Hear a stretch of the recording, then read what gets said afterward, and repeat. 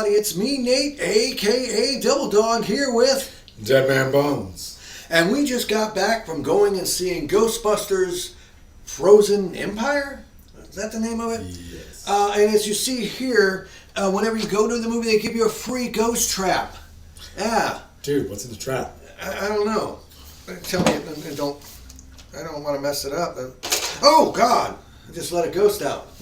No, believe it or not, depending where you go, if you go to like the Rave cinemas and you buy their popcorn bucket, it's a giant bucket with a giant Slimer on top. If you actually go to where we went, Regal Cinemas, you can actually get one of these, an actual ghost trap popcorn bucket. They don't put the popcorn in it because it's kind of small. Honestly, it's really cool. It's got dials that move. It's got little things here. It's a pretty detailed one. And like I said, at a push of a button, it opens up and it lights up. It's got a red light here. Let's see, there you go. Red light there and a light there. And you just close it like that. Gimmicky, definitely. But come on, man. It's Ghostbusters. It's Ghostbusters, and this is pretty dang cool. But does busting make you feel good? Busting make me feel good. But this is a spoiler-free review of Ghostbusters. We're not going to spoil anything for you because we're going to make this to where it's not going to be that long of a video either. Just to let you know our personal feelings with this movie and if we think that you should go see it. First of all, it is a sequel to the last movie that they made. All the cast and kids do come back in it, and this time they are now in New York City as Ghostbusters going around busting ghosts. And they did the great thing of actually having a new villain this time show up, which was evil looking, cool. Honestly, I would have to say I found it to be a little slow in some spots. It starts off with a bang and has some slow spots, and it ends with a great crescendo of effects and stuff that happens. I thought it was a little bit better than the last movie that they made. Because this one, like I said, it's not going to ruin the movie for you, but it has to do mainly around Phoebe, the main character Phoebe, and she's getting older like most kids do, and dealing with normal kid problems, not quite old enough to be able to do stuff, but still old enough to where she can't do other things. A lot of her friends have moved on to do other jobs, and it heavily focuses on a couple of the classic characters in this. I'm going to say who is, you got, come on, you say, Ray. You got Ray Stantz and Zed. And yeah, so two main plot points are those two main characters. The effects were great. Honestly, the action was pretty decent. But I am going to say this right now. I did find it to be better and more entertaining than the last movie, since this time they're back in the city. But I have to say, without a shadow of a doubt, my personal opinion, this plot is paper thin and has some massive gaping holes that maybe it was due to editing and they lost it and there's some lost scenes. Maybe they're going to come out with when they launch it, home video. But honestly, I can see a bunch of those potholes being covered off screen. Yes, but that's the problem. When I go to see a movie, I want certain things to make sense. And there's certain things in this that don't make sense and they don't really explain. And yes, it's another stupid popcorn movie. You're just supposed to go and enjoy yourself. But I couldn't sit and watch the movie. You're asking for seriousness from Ghostbusters. No, but I want a plot that makes sense. It did not make sense. I'm going to say it. Once again, the thing that made me mad about this movie is all the best parts were ruined in the damn trailers. What are your thoughts about the plot? There were some instances where they could have elaborated, like you said. Okay, thank you. But once again, I believe there are certain issues that can be explained if you were paying attention. I was saying I wasn't paying attention. No, I said you were. Okay. You were. It's clear you were. But it's like, if you're watching it, it's like, for most people, it's like, not necessarily the layman, but the fans, they'll get it. But at the same point in time, yeah. Well, For the normies out there, be like, Well, the thing is, anyone who goes to this is a Ghostbusters fan. That's obvious. And yes, this is a family-friendly movie. It's got some jump scares. And no real foul language. They've done it in a clever way. I'll give them that, to where when the kid goes and says something foul, they cut away and come back and the kid's in trouble. So you know the kid said something bad, but you don't have the kid cussing. So this seems like a family-friendly movie you can take the little ones to, though. Be careful. It's got some pretty scary stuff in it. The main villain is wicked cool looking.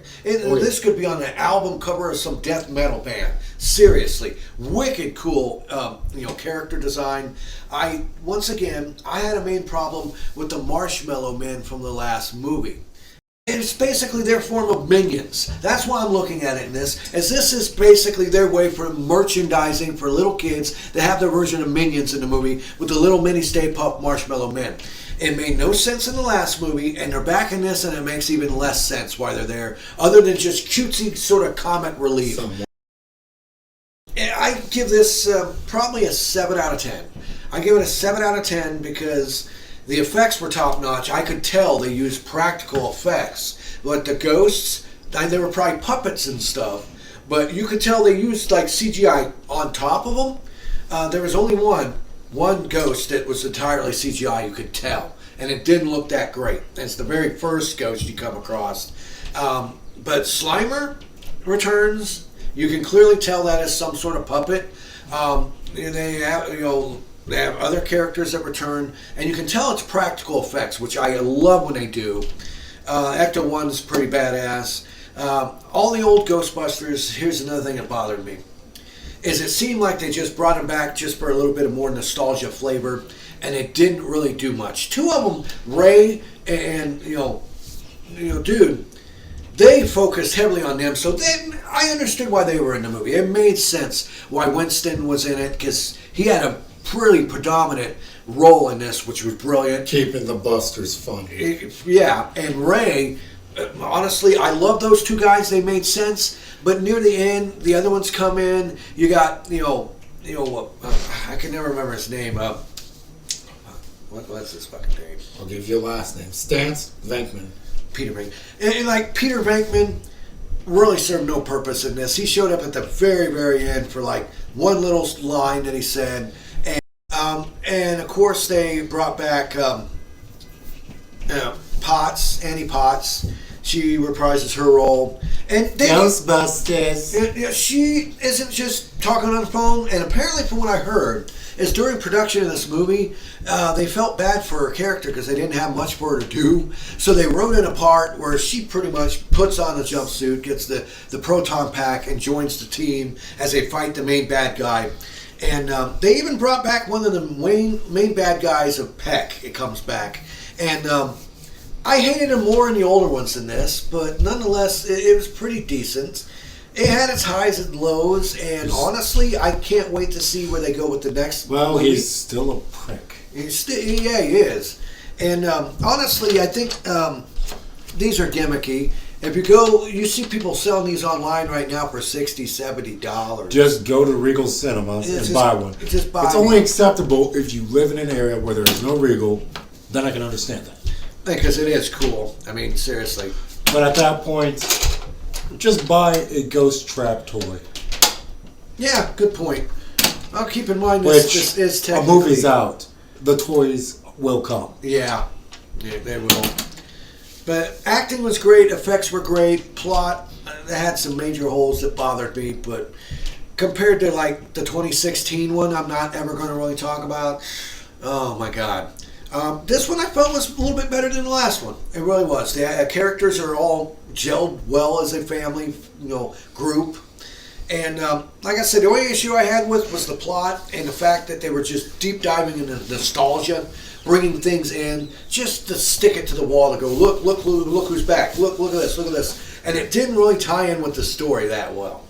I mean, there's certain things, it's like they got the place back. It's like, it's the firehouse. Of course they're going to at least visit. Yeah. Because it's the firehouse. But once again, quit ruining all the best parts in your damn trailers, people. But that's my personal opinion on the spoiler-free. We gave you a little bit of information, but nothing that's going to ruin the movie. Trust me. It's not going to ruin the movie. You're going to see a lot of dialogue, a lot of really deep lore that they dive deep into this. And it's really done quite well, other than the major plot holes, like I said. But in the end, great new villain, great lore behind the villain, great new characters they brought in. I just wish that if they bring back the old Ghostbusters, they give them more to do. And I know they're passing the torch and everything, but look what they did with Winston. Winston and Ray, they gave great parts in this, and it worked and melded great with the new characters. They should do that with all of them. And maybe get Rick Moranis out somehow. What would Rickman do? He didn't do a damn thing. I mean, what would he do, though? I don't know. He'd probably not die before the next movie, because then it'd be a real Ghostbuster. But in the end, Too soon. I think we can both highly recommend to go out and check out the new Ghostbusters movie. It's definitely worth watching.